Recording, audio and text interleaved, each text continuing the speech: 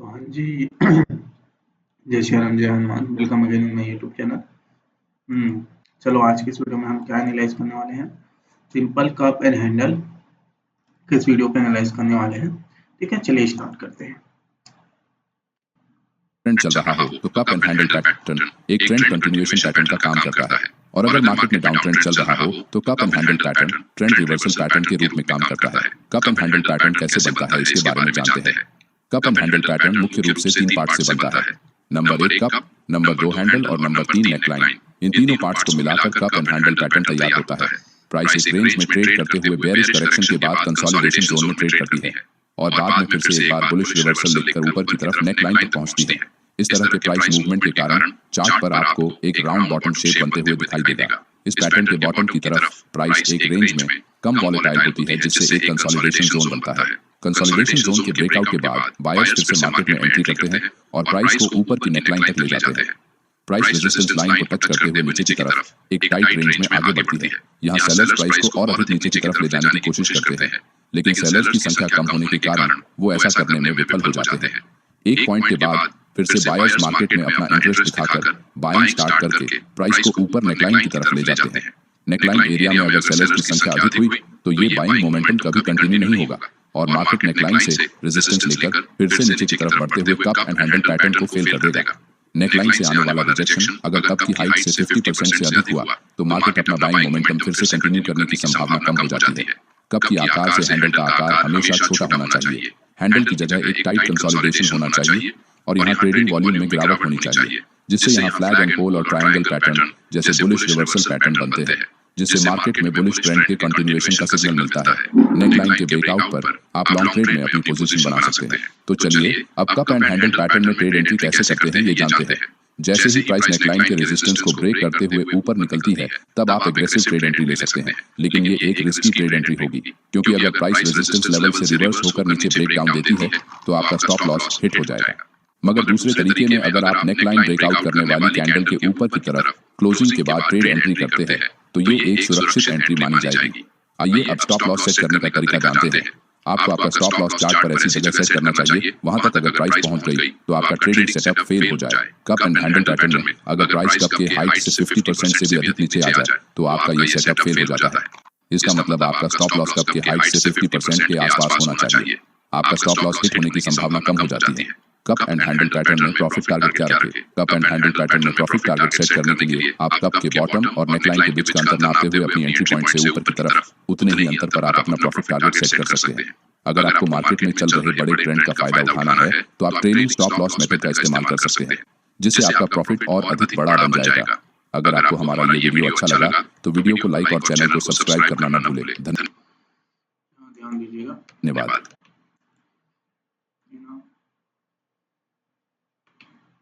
नमस्कार दोस्तों, आज एक सेकंड ना रुकिए। ये था video. Cup and handle pattern को शेयर मार्केट में ट्रेडिंग के दौरान कंटिन्यूएशन और रिवर्सल पैटर्न इन दोनों तरीकों से इस्तेमाल किया जाता है। अगर मार्केट में अप ट्रेंड चल रहा हो तो कप एंड हैंडल पैटर्न एक ट्रेंड कंटिन्यूएशन पैटर्न का काम करता है, और अगर मार्केट में डाउन ट्रेंड चल रहा हो तो कप एंड हैंडल पैटर्न।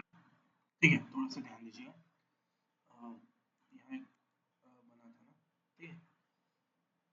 आज एक सुबह भी एक कप एंड हैंडल मुझे मिला था, बट आई थिंक वो छोटा सा था और मैं एंट्री में उसमें क्या चीज़ देखा था पता है। मार्केट रेजिस्टेंस के पास गया, रेजिस्टेंस पर हल्का सा सेलिंग आने की कोशिश की। देखो जब रेजिस्टेंस के बाद चढ़ता है ना तो क्या होता है पता है। ये ऐसा कुछ चढ़ता है, ठीक है, हल्का हल्का हल्का हल्का करके चढ़ता है। हल्का हल्का चढ़ के देखो यहाँ पर कई बार ब्रेक करता है, कई बार ब्रेक नहीं करता ना। बस सेलर्स आते हैं, सेलर्स आने के बाद जैसे एक बार बायर्स आए, स्ट्रॉन्ग ग्रीन कैंडल बने, उसका हाई ब्रेक हो तो तुरंत एक कप एंड हैंडल में बाई करता हूँ, ठीक है। यहाँ देखो हाई ब्रेक नहीं हुआ, नीचे है, ये ग्रीन कैंडल बना, इसका हाई ब्रेक हुआ, यहाँ पे एंट्री करते हैं हम लोग। यहाँ पे इसे कई बार बूम हो जाता है, यहाँ पर बूम नहीं हुआ। चलो इसका बूम ना होने का रीजन ये है कि ये कप बहुत बड़ा बना है। सो 1 टाइम 2 टाइम टेस्ट हो चुका है, 3 टाइम में तो ठीक है। यदि ब्रेक हुआ भले नीचे आया, नीचे आने के बाद देखो कोई सेलिंग नहीं आई है, यहाँ बायर्स अगेन एक्टिव होकर ऊपर चढ़ा लिए हैं। लेकिन मैं ये बताना ये चाहता हूँ, जैसे कि आज एक देखा मैंने मार्केट, चलो आपको हो सकता है तो एक बार दिखा देता हूँ मैं। ध्यान दीजिए उसके ऊपर, बिल्कुल कप एंड हैंडल वाला जो वो था वही देखने को मिला मेरे को।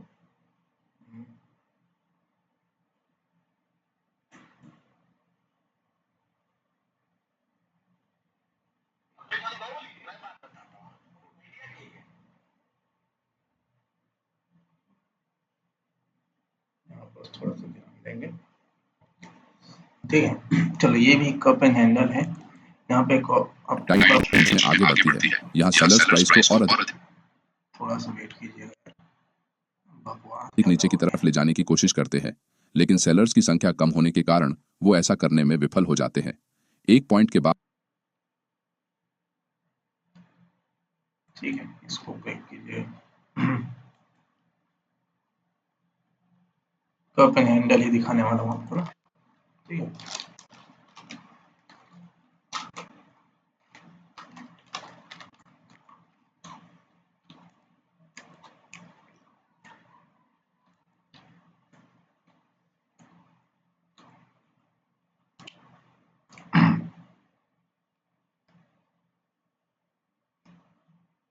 ये हुआ आज यहाँ पे, ठीक है। देखो यहाँ क्या हुआ है पता है, ये था, ये ऐसे नीचे आया, ये देखो यहाँ से ऐसे आया, ठीक है, यहाँ तक। एक सेकंड ना, थोड़ा सा ध्यान दीजिएगा यहाँ पे।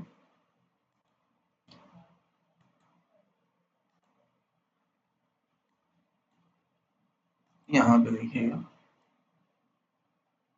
ये और यहाँ के बाद ये कप के बाद ये हैंडल बना, और फिर ये इस लेवल का ब्रेकआउट हुआ। जैसे ब्रेकआउट होता है ऐसी कंडीशन में तुरंत एंट्री मारनी चाहिए, ठीक है। और एक एंट्री अगर हम मारना चाहें तो कहाँ पे मार सकते हैं पता है? कहाँ पे मार सकते हैं पता है? जब कप बनते रहते हैं ना, जैसे कि ये कप बन रहा था, और कप के बाद जब हैंडल बनते रहता है तो हैंडल के बाद यदि आपको कोई भी स्ट्रॉन्ग ग्रीन कैंडल बने, उसके हाई ब्रेक पर आप एंट्री ले सकते हैं, रेजिस्टेंस ब्रेक हो जाता है। यहाँ पर क्या हुआ है कि जब हैंडल बन रहा था ना, तो यहाँ पे एक स्ट्रॉन्ग ग्रीन कैंडल ये देखो बना है, और ये जो बन रहा था ये हैंडल नहीं बना था, यहाँ पे हैंडल ऐसा बनना स्टार्ट हुआ था, चढ़ना, ठीक है। जैसे यहाँ पर देखो ये हैंडल नहीं था, ठीक है, ये हैंडल बनना स्टार्ट हुआ तब इस ग्रीन कैंडल पर मैंने एंट्री ली। वैसे ही यहाँ पर जब हैंडल बनते रहते हैं तब आप यहाँ पे एंट्री ले सकते हैं, और यहाँ से मार्केट एक बार बूम करके चढ़ जाते हैं। अब देखो यहाँ पर चढ़ा नहीं, इसका मेन रीजन आपको बताऊँ क्या था इसके पीछे का मेन रीजन? इसके पीछे का जो मेन रीजन था वो यह था कि यहाँ से गिरा, यहाँ सेलर्स आया, आई थिंक ये सेलर्स को यहाँ पर भगा दिया मार्केट ने। यहाँ पर जो सेलर्स आए, हम्म,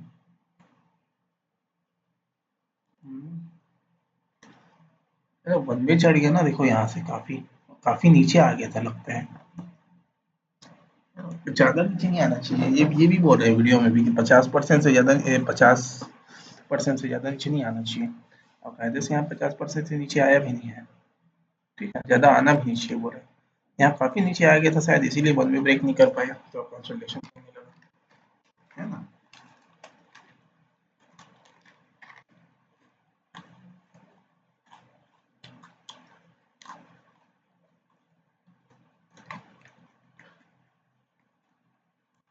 ठीक है,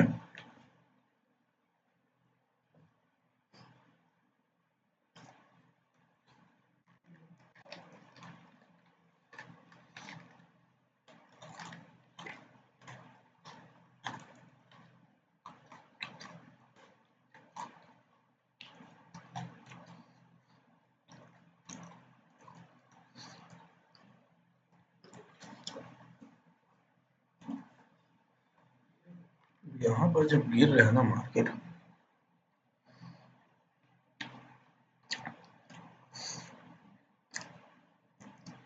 यहाँ पर ध्यान दीजिएगा, आई थिंक यहाँ पर ना काफी नीचे से चढ़ा था इसका ये जो बाहर से यहाँ कहीं एंट्री बनाए थे वो अपना एग्जिट करने लगे, है ना, शायद इसलिए यहाँ से गिरने लगा हो मार्केट, मे भी हो सकता है ना, एक रीजन हो सकता है मार्केट का हल्का नीचे आने का। और नीचे आने के बाद अगेन देखो बाइंग कैंडल बना है, ये बाइंग कैंडल बना है, अगेन प्रीवियस हाई यदि ब्रेक होता है तो अगेन आपको एंट्री मिलती है। हमें तो ऐसे कंडीशन में जब भी एक स्ट्रॉन्ग ग्रीन कैंडल देखता हूँ उसके ऊपर हाई ब्रेक होता है ना, तो फिर बाहर से एकदम धमाकेदार आते हैं। ऐसे कंडीशन में रेजिस्टेंस के ऊपर जाने पर रेजिस्टेंस के पास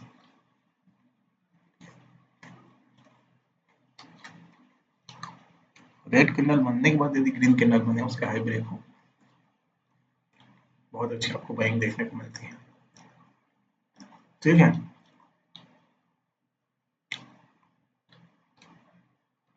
और कुछ यहाँ एनालाइज कर सकते हैं क्या? बाकी तो कुछ नहीं लग रहा है मेरे को इसके बारे में। ठीक है, बस बाद फिर से बायर्स मार्केट में अपना इंटरेस्ट दिखाकर बाइंग स्टार्ट करके प्राइस को ऊपर नेकलाइन की तरफ ले जाते हैं। नेकलाइन एरिया में अगर सेलर्स की संख्या अधिक हुई तो ये बाइंग मोमेंटम कभी कंटिन्यू नहीं होगा और मार्केट नेकलाइन से रेजिस्टेंस लेकर फिर से नीचे की तरफ बढ़ते हुए कप एंड हैंडल पैटर्न को फेल कर देगा। नेकलाइन से आने वाला रिजेक्शन अगर कप की हाइट से 50% से अधिक हुआ तो मार्केट अपना बाइंग मोमेंटम फिर से कंटिन्यू करने की संभावना कम हो जाती है। कप की आकार से हैंडल का आकार हमेशा छोटा होना चाहिए। हैंडल की जगह एक टाइट कंसोलिडेशन होना चाहिए और यहाँ ट्रेडिंग वॉल्यूम में गिरावट होनी चाहिए, जिससे यहाँ फ्लैग एंड पोल और ट्रायंगल पैटर्न जैसे बुलिश रिवर्सल पैटर्न बनते हैं, जिससे मार्केट में बुलिश ट्रेंड के कंटिन्यूएशन का सिग्नल मिलता है। नेकलाइन के ब्रेकआउट पर आप लॉन्ग ट्रेड में अपनी पोजीशन बना सकते हैं। तो चलिए अब कप एंड हैंडल पैटर्न में ट्रेड एंट्री कैसे करते हैं ये जानते हैं। जैसे ही प्राइस नेकलाइन के रेजिस्टेंस को ब्रेक करते हुए ऊपर निकलती है तब आप एग्रेसिव ट्रेड एंट्री ले सकते हैं, लेकिन ये एक रिस्की ट्रेड एंट्री होगी क्योंकि अगर प्राइस रेजिस्टेंस लेवल से रिवर्स होकर नीचे ब्रेक डाउन देती है तो आपका स्टॉप लॉस हिट हो जाएगा। मगर दूसरे तरीके में अगर आप नेकलाइन ब्रेकआउट करने वाली कैंडल के ऊपर की तरफ क्लोजिंग के बाद ट्रेड एंट्री करते हैं तो ये एक सुरक्षित एंट्री मानी जाएगी। आइए अब स्टॉप लॉस सेट करने का तरीका जानते हैं।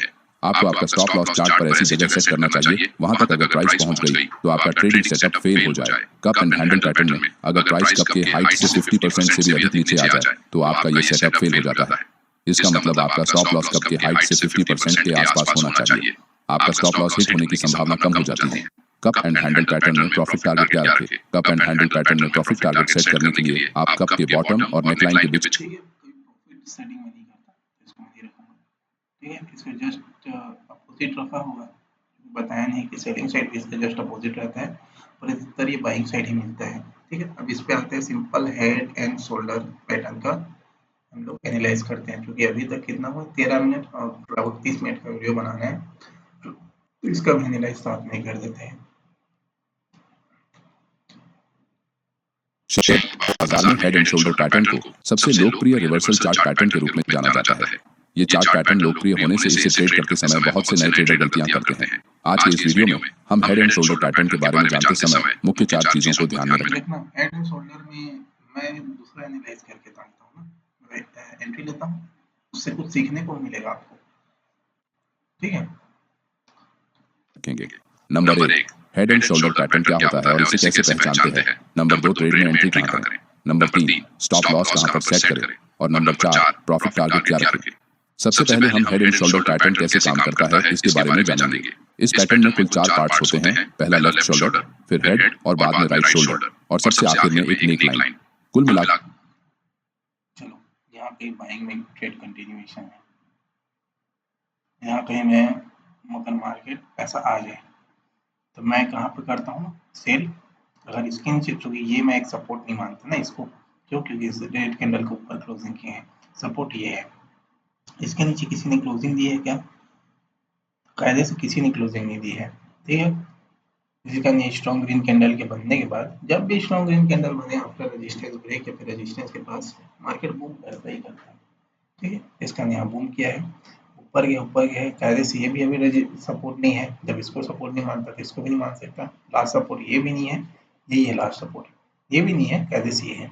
फिर यहाँ से नीचे आने की कोशिश किया मार्केट, यहाँ सेल करता गया, बिल्कुल सेल नहीं करता, है ना, बल्कि यहाँ कहीं अगेन ये ग्रीन कैंडल बनने पर यहाँ कहीं मैं बाइंग करता।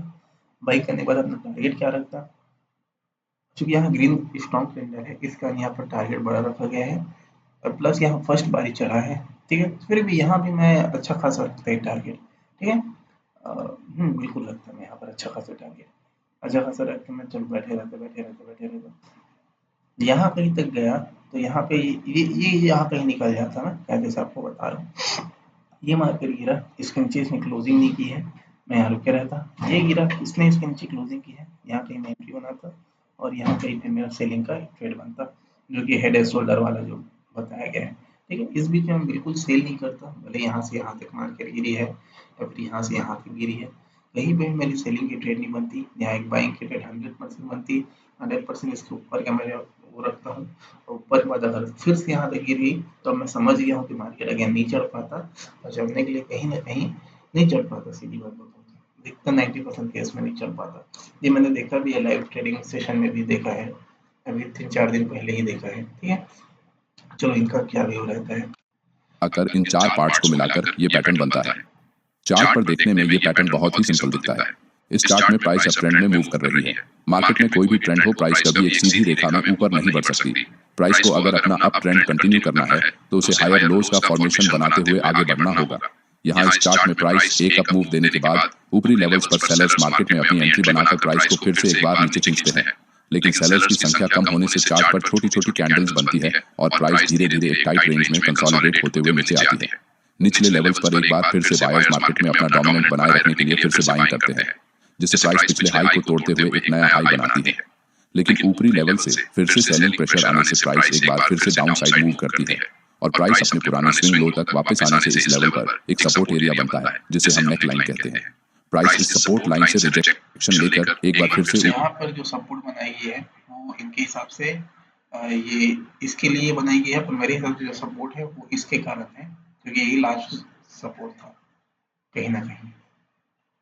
कहने से ये भी नहीं था अगर इस हिसाब से रेट हिसाब से चढ़ी, पर ये रेट से नहीं चढ़ता, दिखता वहीं पे चढ़ा रहता है। ये जबरदस्ती का एक रेट कैंडल बीच बीच में बोझा गया है यहाँ पे, ठीक है। ऊपर जाने की कोशिश करती है, लेकिन यहाँ बायर्स की संख्या कम होने के कारण प्राइस ज्यादा देर तक इस लेवल पर सस्टेन नहीं होती और फिर से सेलर्स मार्केट में अपना पूरा कंट्रोल बनाते हुए प्राइस को नेकलाइन की तरफ पुश करते हैं। प्राइस को ऊपर ले जाने का बायर्स की तरफ से किया गया ये सबसे आखिरी प्रयास है। मार्केट में जितने भी बायर्स अभी अपनी पोजीशंस होल्ड करके बैठे हैं, उनके लिए नेकलाइन एक आखिरी सपोर्ट एरिया है। अगर प्राइस यहाँ से और अधिक नीचे गिर जाती है तो ये बाकी बचे सभी बायर्स पैनिक में आकर अपनी पोजीशंस कट करने में लग जाएंगे, जिससे मार्केट में सपोर्ट लाइन के टूटते ही एक पैनिक सेलिंग आएगी। जिन बायर्स ने अपने स्टॉप लॉस इस नेकलाइन के नीचे लगाए होंगे, उन सभी के स्टॉप लॉस हिट हो जाएंगे और प्राइस एक जोरदार डाउनसाइड मूव देते हुए नीचे चली जाएगी। इस प्राइस एक्शन के कारण चार्ट पर आपको हेड एंड शोल्डर जैसा पैटर्न बनते हुए नजर आएगा। यहाँ इस प्राइस एक्शन को देखकर आपको हेड एंड शोल्डर एक परफेक्ट रिवर्सल ट्रेड सेटअप नजर आएगा, लेकिन सभी head and shoulder pattern trade करने के लिए उपयुक्त नहीं हो सकते। किसी भी चार्ट पैटर्न में ट्रेड करने से पहले मार्केट के स्ट्रक्चर को जानना बहुत जरूरी होता है। अगर मार्केट में एक स्ट्रॉन्ग अप ट्रेंड चल रहा है और सिर्फ head and shoulder pattern chart पर दिखने से आप रिवर्सल ट्रेड में एंट्री नहीं कर सकते। अगर मार्केट में स्ट्रॉन्ग अप ट्रेंड है तो प्राइस एक छोटा सा पुल बैक लेकर फिर से अपना ट्रेंड कंटिन्यू कर सकती है, जिससे आपकी ट्रेड एंट्री फेल हो जाएगी और आपको लॉस का सामना करना पड़ेगा। इसलिए हेड एंड शोल्डर पैटर्न में ट्रेड एंट्री बनाने से पहले कुछ महत्वपूर्ण बातों को ध्यान में रखना आवश्यक है। Number 1, head and shoulder pattern में अगर राइट साइड का शोल्डर हेड से बहुत बड़ा हो तो आप ऐसे समय ट्रेड में एंट्री करने से बचें, क्योंकि यहाँ मार्केट में बायर्स फिर से अपनी स्ट्रेंथ दिखाने में कामयाब हो गए हैं और सेलर्स अपना स्टॉप लॉस हंट होने के डर से अपनी पोजीशन से एग्जिट करने की कोशिश करने की संभावना ज्यादा बढ़ जाती है, जिससे ये ट्रेड एंट्री फेल हो जाएगी। नंबर 2, अगर राइट साइड का शोल्डर बनने में ज्यादा समय लगे तो ट्रेड नहीं करना चाहिए, क्योंकि यहाँ पर प्राइस नेकलाइन तक आने में बहुत ज्यादा समय लगाने के कारण राइट साइड का शोल्डर बड़ा बन जाए तब भी सेल नहीं करना चाहिए, क्योंकि पहला बायर्स ने एंट्री बना ली है, दूसरा बोल रहा है कि यहाँ तक आने में समय लग जाता है। इस बीच बहुत से सेलर्स मार्केट में अपनी पोजीशन बनाकर बैठे हैं और प्राइस जैसे ही नेकलाइन तक पहुंचती है ये सेलर्स अपनी पोजीशन से एग्जिट करने से मतलब बड़ा है तो यहाँ कहीं से सेलर्स एंट्री बना के बैठे हैं, यहाँ कहीं अपना टारगेट लगा कर बैठे हैं। ओके, मार्केट में फिर से बाइंग प्रेशर बढ़ने से प्राइस ऊपर की तरफ मूव कर सकती है, जिससे head and shoulder pattern fail हो जाएगा। और नंबर 3, अगर राइट साइड के शोल्डर की ऊंचाई हेड की ऊंचाई के 50% से ज्यादा हुई तो ये ट्रेडिंग सेटअप फेल समझा जाता है। इन बातों को ध्यान में रखकर आप ट्रेड एंट्री कैसे कर सकते हैं, आइए ये जानते हैं। हेड एंड शोल्डर पैटर्न को एक रिवर्सल ट्रेडिंग सेटअप के रूप में उपयोग में लाया जाता है, इसलिए मार्केट अगर अप ट्रेंड में है तो आप नेकलाइन के ब्रेक डाउन होने के बाद शॉर्ट ट्रेड में अपनी एंट्री बना सकते हैं, लेकिन ये एक एग्रेसिव ट्रेड एंट्री मानी जाएगी। अगर आपको एक सुरक्षित ट्रेड एंट्री चाहिए तो आप ब्रेक डाउन के बाद प्राइस के सपोर्ट एरिया के आसपास रिटेस्ट करने का इंतजार कर सकते हैं। ये एक सबसे सही और असरदार ट्रेड एंट्री करने का तरीका है, जिससे आप फेक ब्रेकआउट्स के चक्कर में फंसने से बचेंगे। लेकिन बहुत बार ब्रेकडाउन इतनी तेजी से होता है कि आपको ट्रेड एंट्री करने का मौका नहीं मिलता। ऐसे समय आपको प्राइस का पीछा करने से बचना चाहिए और प्राइस पुल बैक करने का इंतजार करना चाहिए। अगर प्राइस पुल बैक नहीं करती तो आप इस ट्रेड में एंट्री करने का विचार दिमाग से निकाल दें। ट्रेड एंट्री के तरीके को जानने के बाद अब हम स्टॉप लॉस लगाने के बारे में जानेंगे। हेड एंड शोल्डर पैटर्न में आपको अपना स्टॉप लॉस ऐसे एरिया में रखना होगा। अगर मार्केट वहां तक मूव करती है तो आपका ट्रेडिंग सेटअप फेल हो जाएगा। इसका मतलब आपका stop loss head and shoulder pattern को ट्रेड करते समय पिछले स्विंग लो से कुछ ऊपर के एरिया में प्लेस करना होगा। अगर आप ऐसा नहीं करते तो मार्केट वॉलेटिलिटी के कारण बहुत जल्द आपका स्टॉप लॉस हिट हो जाएगा और आप ट्रेड से बाहर हो जाएंगे। अगर आप एग्रेसिव ट्रेड एंट्री करते हैं तो आपको स्टॉप लॉस पैटर्न के राइट शोल्डर के हाई के ऊपर लगाना होगा। इससे आप स्टॉप लॉस हंटिंग से बचे रहेंगे। चलिए अब प्रॉफिट टारगेट कैसे सेट करते हैं इसे समझते हैं। हेड एंड शोल्डर पैटर्न में प्रॉफिट टारगेट सेट करने के लिए आप दो मेथड इस्तेमाल कर सकते हैं। Number 1, price projection method. Target set करने के लिए लो से कुछ ऊपर के एरिया में प्लेस करना होगा। यहाँ पे ना मैं इस कैंडल के ऊपर क्लोजिंग पे रखता हूँ अपना पहले से कायदे से। तो मान लो यहाँ रिवर्स हो गया तो इसके ऊपर क्लोजिंग कर देना, तब निकल जाता हूँ मैं कहीं ना कहीं। ठीक है, सीधी बात है। और कोई मेरा दूसरा बन नहीं रहता।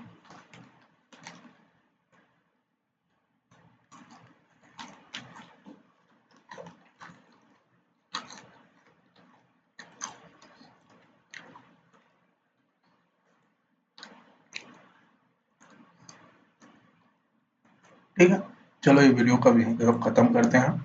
कुछ सीखने लायक मिला है यहाँ। आपको भी मिला हो तो वीडियो को लाइक और चैनल को सब्सक्राइब कीजिएगा। मिलते हैं नेक्स्ट वीडियो में। तब तक के लिए जय श्री राम, जय हनुमान।